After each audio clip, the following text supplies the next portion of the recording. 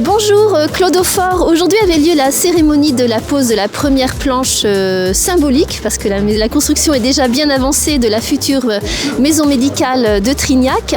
Alors en quoi ce projet va-t-il améliorer l'offre de santé pour les habitants ? La grande crainte qu'on avait, c'est de voir partir les médecins et du côté de Méan-Paouette, puisqu'il y en avait un certain nombre qui prenaient leur retraite, et du côté de Trignac Centre.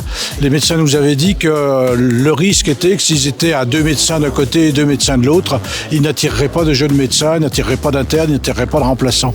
Donc déjà l'enjeu, c'était de permettre de les mettre dans des moyens modernes pour le travail qu'ont l'habitude de faire les médecins actuellement, c'est-à-dire travailler en groupe. Et ce travail en groupe permet en effet d'attirer d'autres médecins. Donc la localisation aussi était importante. Et alors du coup, comme on parlait de médecins du centre et on parlait de médecins de Méan-Paouette, à égale distance de leur patientèle, on avait certé. Et c'est comme ça qu'on a créé cet équipement-là. Ce qu'on espère derrière, c'est qu'en effet, on pourra, à partir d'un équipement attractif, attirer d'autres médecins. Et là, je parle spécialement des médecins parce que c'est le côté attractif d'abord des maisons de santé ou des maisons médicales. Elle n'a pas de nom, la maison, hein, donc centre de santé, maison médicale, maison de santé. Et à côté, il y a également des paramédicaux, des kinés, sages-femmes, ostéopathes, dentistes. Alors justement, quel sera son fonctionnement ? Donc, le fonctionnement, ils reprendront le fonctionnement de quelques maisons de santé que l'on connaît, comme la maison Laennec sur Saint-Nazaire. Il y a une partie de travail en commun, mais les médecins ont une aile séparée des paramédicaux. Oui. Mais ils peuvent tenir des réunions. Il y aura une salle pour des réunions de prévention, d'accueil de prévention également. Et ça, ce côté prévention est très important. Le financement de cette maison de santé ? Alors le financement, il est assuré en partie par les médecins. Il y a des investisseurs, en partie par les kinés, etc.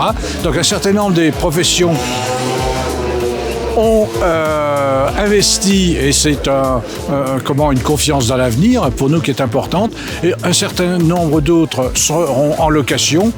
Et pour faciliter notamment la venue de médecins, pour le moment il y a 5 médecins qui viennent. On a fait un équipement pour 8 médecins. Pour pouvoir aussi accueillir de nouveaux patients.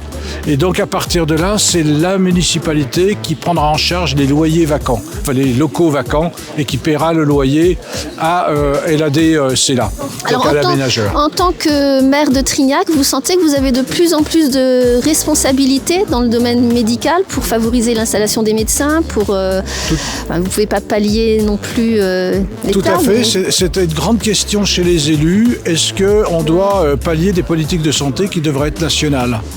Est-ce qu'on doit pallier des politiques de santé qui sont faites à partir de médecins libéraux ? Donc la question de l'engagement de fonds publics par rapport à cet exercice-là est particulier. On le fait, nous, en partie. La grosse partie est assumée par les libéraux. Et nous, on est là en attendant, on donne la chance à d'autres médecins de s'installer, et c'est pour ça qu'on intervient dedans.